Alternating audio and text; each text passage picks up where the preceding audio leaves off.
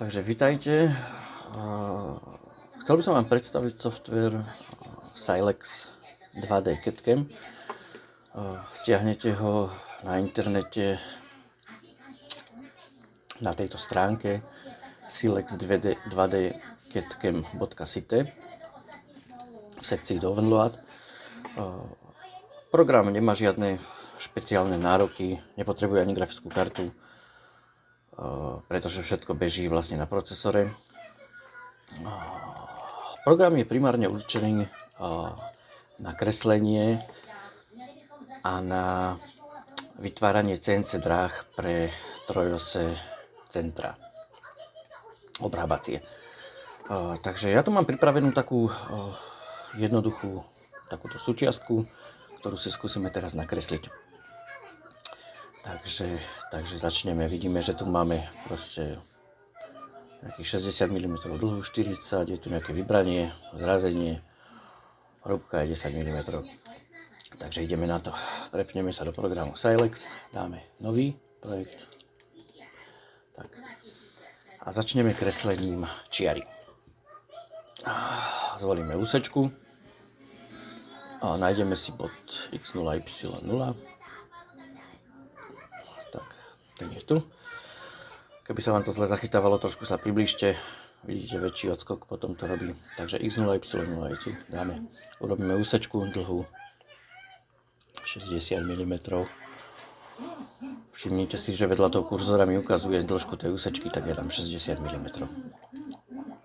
Dobre, takže prepneme sa zase na tú súčiastku. Tu máme 10 čísel, takže 10 mm. 10 mm ideme odtiaľ to sem. Tam máme 20. Dĺžku 20, teraz ideme sem. Tu máme, sa mi zdá, že 20. Áno, 20. 20, ideme na dĺžku 20. Tuto to bude zase 10. A ideme sem a zase robíme dĺžku 60 mm úsečku. Čukneme a napojíme to do toho. Teraz sa nás opýta, že ktorý to je ten koncový bod, tak to je tejto úsečky, ten prvý bod, hej, tak dáme OK. Aby sme to uzatvorili, lebo teraz nám to stále kreslí, klikneme pravé tlačítko myši. Ťuk. A je to. Opäť sa pozrieme na výkres, aby sme vedeli, čo ideme robiť, takže urobíme si to zrazenie tých 45 stupňov x 10. Dáme si toto zrazenie a to bude asi tento typ, strana uhol, hej, takže čekneme si na ten vrchol a uhol a dĺžku nastavíme 10, uhol nastavíme 45 stupňov, dáme OK. Dobre, tu by sme mali to zrazenie a ešte tu máme rádius 5. Takže tuto bude rádius, aj tuto bude rádius. Takže dáme si rádius, dáme 5 mm. Čukneme si na ten vrchol a dáme potvrdiť. Znovu dáme rádius. Znovu dáme 5 a dáme sem. A dáme potvrdiť. Dobre, takže máme takúto nejakú súčiastku. Ešte by som teraz podotkol, že keď držím pravé tlačítko, tak to takto posúvam. A keď točím kolečko myši, tak približujem, hej, v tom bode, kde mám kurzor, tam to zoomujem. Keby som to chcel otočiť celé, tak držím práve tlačítko a točím kolečkom. Áno, to sú také základné transformácie. Ono to aj potom tuto ukazuje, že okoľko je to natočené, toto je také priblíženie, aby sme videli, že či nám dobre zachytáva vrchol. Takže si to natočíme späť na tých 0 stupňov a ešte tu máme nejaké dva otvory, hej, jeden je na pozícii 20 a 8 mm a sú to dve šestky, takže s polomerom 3, takže si dáme oblúk a nakreslíme si 20 a 8, takže prejdeme si na tú pozíciu 20 a 8, hej, to je ten tuto a polomer bude 3, lebo je to šestka, takže takto, dobre. A tretím klikom do toho istého bodu tú kružnicu takto zavrieme. Takže máme teraz ďalšiu pozíciu 28, 20. takže ideme si hore na 20. Y20, hej. Aha, ja som to zle nakreslil. Takže vyberiem si výber a zmažem to. Stlačím delete. Dobre, takže ešte raz 28. Však som to mal dobre nakreslené. 28, takto. Takže ešte raz, hej, polomer 3. Dobre. A teraz to je 28, tiež polomer 3, takže ideme na Y28. Y28. Hej, tam hore v tej čiernej tabulke mi to ukazuje tú pozíciu, takže som X20, Y som 28, takže ťuknem do stredu, určím polomer, hej, a ešte raz do toho istého bodu, keď ťuknem, tak to pekne zatvorím. Takže teraz máme vlastne celú súčiastku nakreslenú. Ale teraz to môžeme uložiť, dáme save a dáme diel 1. Uložiť. No, teraz si vytvoríme nulový bod, takže najprv si určíme nejakú rovinu, proste frezovania, neviem, bariaku, hej. Sem, to len kvôli tomu, aby sa nám správne naorientoval polotovar, keď ho budeme nastavovať. Takže nastavíme si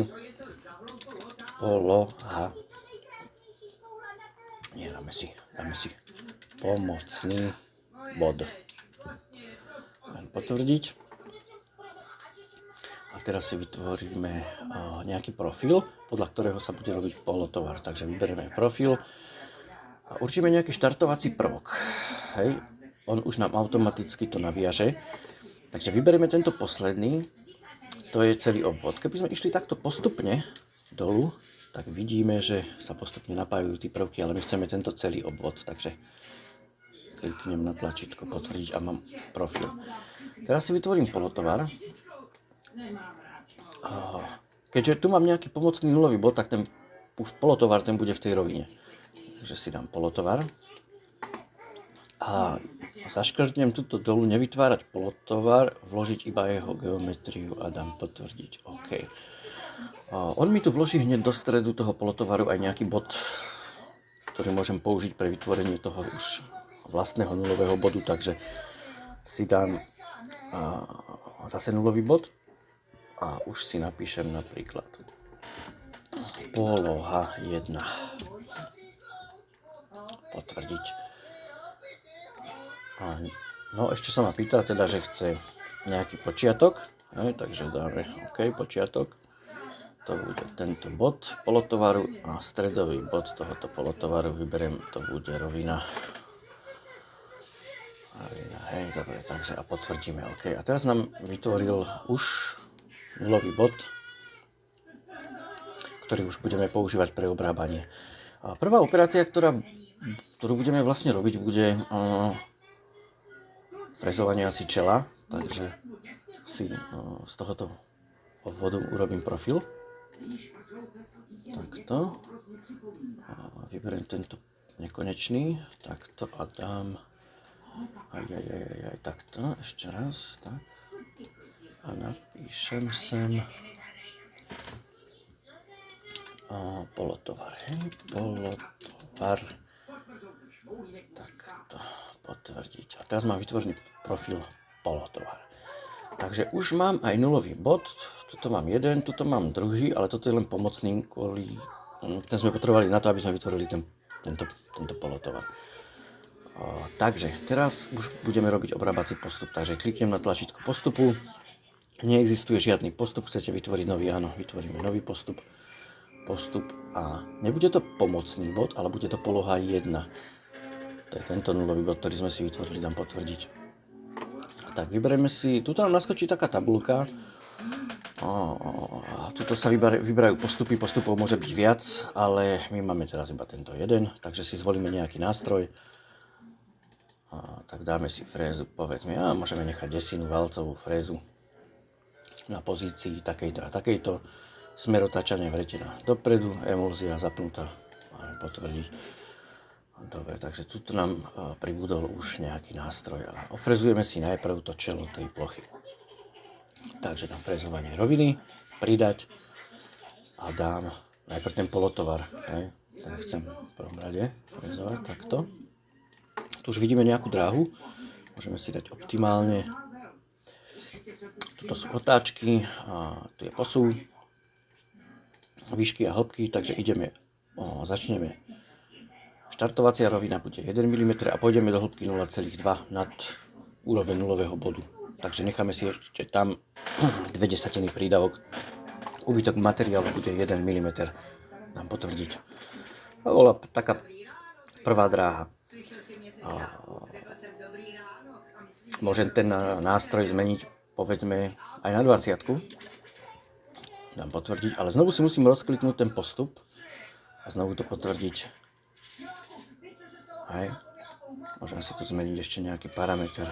Potvrdiť, okay, hej. Takže teraz máme už pripravené frezovanie čela. Môžeme si ofrezovať, povedzme, tento obvod tej súčiastky. Tak ja dám teraz potvrdiť tento postup a ešte si urobím profil z tohoto obvodu, lebo nechcem, aby mi tá freza zachádzala sem. Najprv si ofrezujem ten obvod. Toto vybranie urobím potom. Takže si dám znovu úsečku a vytvorím si tu čiaru. Vytiahol to sem. Takto. OK, potvrdím pravým tlačítkom. Teraz opäť dám profil a vyberiem nejaký štartovací prvok, ja neviem, tento. Keby som začal tu, tak pôjde postupne takto. Keď začnem tu, pôjde postupne takto. Hej, tak ja vyberiem to jedno, kde je to, tuto, takto. A teraz sa ma pýta, lebo on nájde viac variant toho. Keď som dal toto, on môže detekovať toto, alebo môže detekovať ten obvod. Takže ja si musím správne vybrať teraz. Tento nechcem, tu mi ukazuje aj čísla 0, 1, 2, 3, 4 prvky profilu, ale ja nechcem tento druhý, celý tento obvod, hej. Takže dám obvod kusa, napíšem si názov profilu, obvod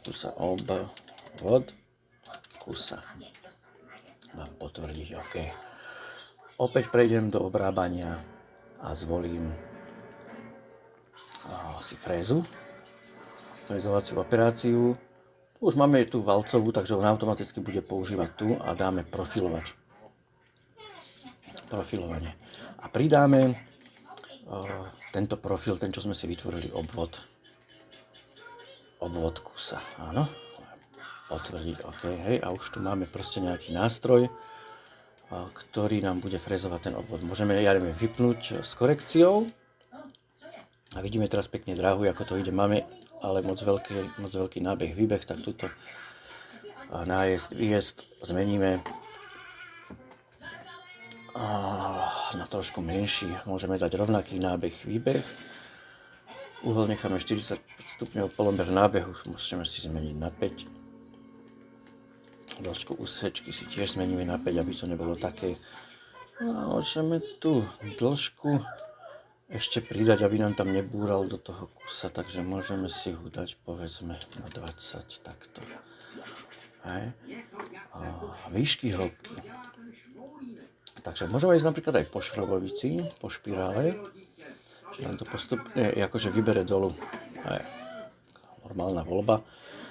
Takže pôjdeme od úrovne 0 do úrovne minus 10 po šrobovici, poviem príklad, po 1 mm. Takto.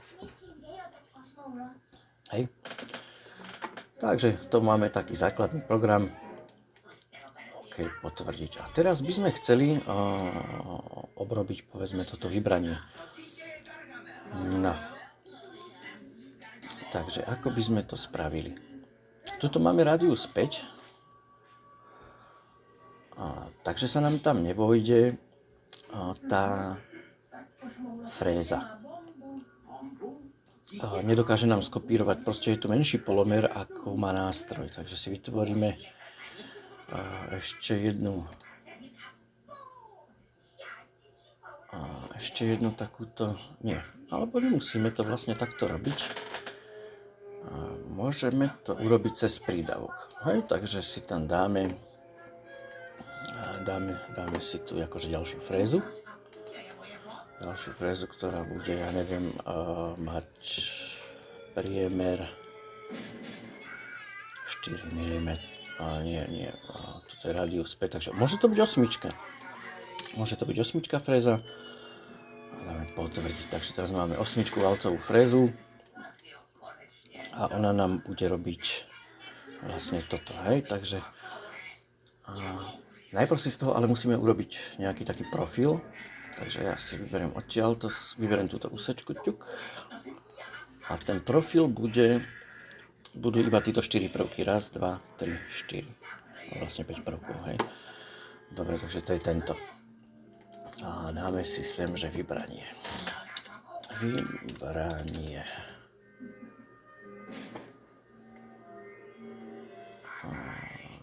Si vybranie.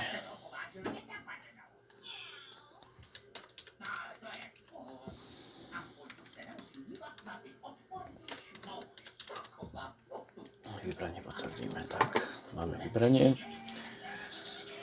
Takže dáme si opäť ten postup a môžeme teda toto začať frézovať. Takže dáme si frézu a budeme robiť zase profilovanie, akurát tam pridáme to vybranie. OK, dáme pridať, takto. Dáme bez korekcie, môžeme dať povedzme prídavok 0,2 mm. Opäť máme ten výbeh akýsi veľký, tak si ho trošku prispôsobíme. Dáme rovnaký začiatok a môžeme dať kolmicu. Akurát si ju skrátime trošku, menej na 2 mm.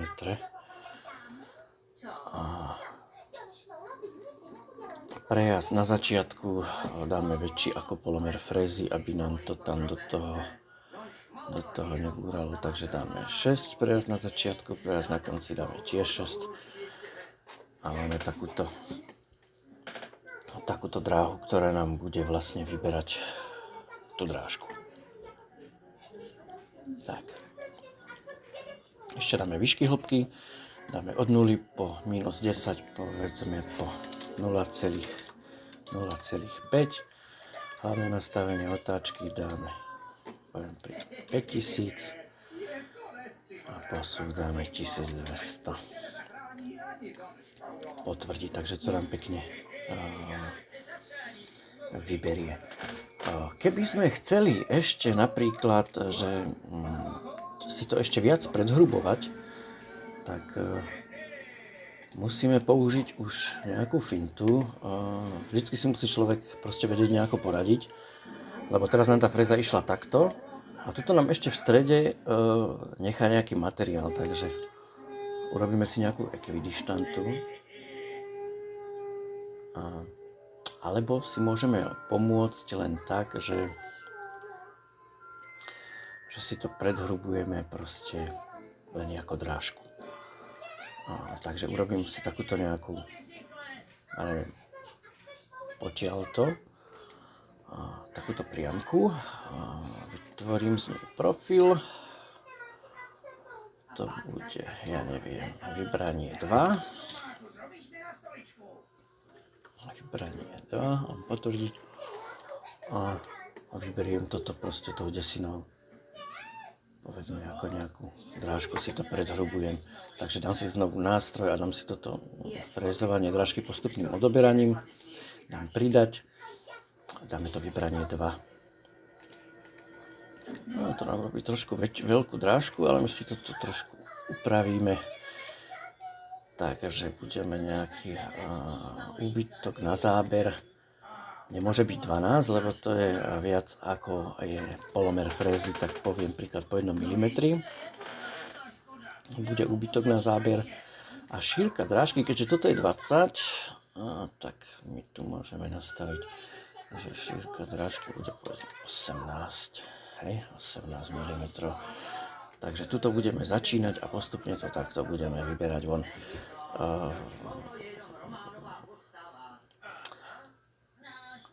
toto môžeme vypnúť, to je zařezat špirálovie na začiatku, to vypneme, aby sa tam nezarezával, môže rovno proste nám tam odoberať materiál. Hej, toto červené je nábeh, modré je výbeh, toto je takto dráha.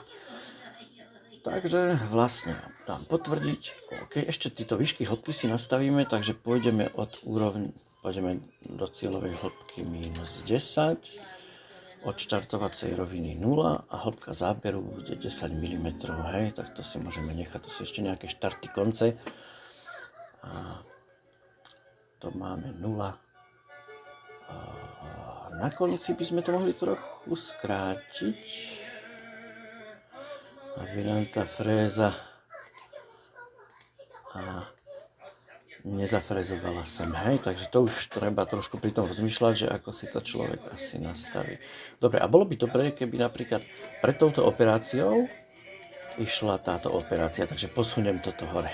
Tak, hej, takže máme tu drážku a potom nám to táto fréza dokončí s prídavkom, hej, potom takže tu máme nastavený prídavok, hej, OK. Okay. Takže keď to máme vlastne taký jednoduchý program, a ešte si tu môžeme urobiť nejaké vrtanie, takže opäť do postupu, vrták, pridáme nástroj, vrták, ja neviem, 6, hej, je tam diera, potvrdiť, OK, dáme vrtáne. Takže operácia tu sa nejako volá, to je prejazdová rovina, cieľová hĺbka môže byť, ja neviem, -20, pozor, jak tam je sferák, ešte do toho nenavalí, alebo nejaká podložka. Úbytok materiálu, to je klasická G83, otáčky 4350 posúv, navrtať na prúchodovou rovinu, navrtať na referenčnú rovinu, navrtať na rovinu prejazdu. Keď pôjde na ďalšiu dieru, tak prejazdová rovina bude 50, hej. Keby bolo toto druhé, tak je prejazdová rovina štartovacou rovinou. Takže dáme si sem štartovaciu rovinu 2, lebo tam máme 2 desatiny prídavok na návrh. Dobre, a vyberieme otvory. Jeden, druhý. OK, a ešte tam máme teda aj vrtanie, hej, takže máme takýto jednoduchý postup.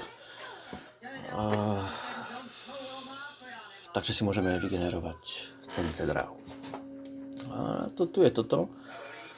Takže keď si chcete vygenerovať CNC dráhu, treba na toto ťuknúť. A teraz vybrať, do čoho to chceme, do Fanuku alebo Heidenhainu. Fanuk to sú Gčka, Heidenhain to je trošku iný syntax, ale tiež veľmi často ešte stále používaný a parádny systém. Potom tu je zvýrazniť syntax kódu, no tak keď je ten kód nejako moc veľký, tak to nedoporučujem, lebo dlho to trvá, ale tak dáme si Fanuk, dáme zvýrazniť syntax a dáme potvrdiť. A už nám vygeneruje CNC kód.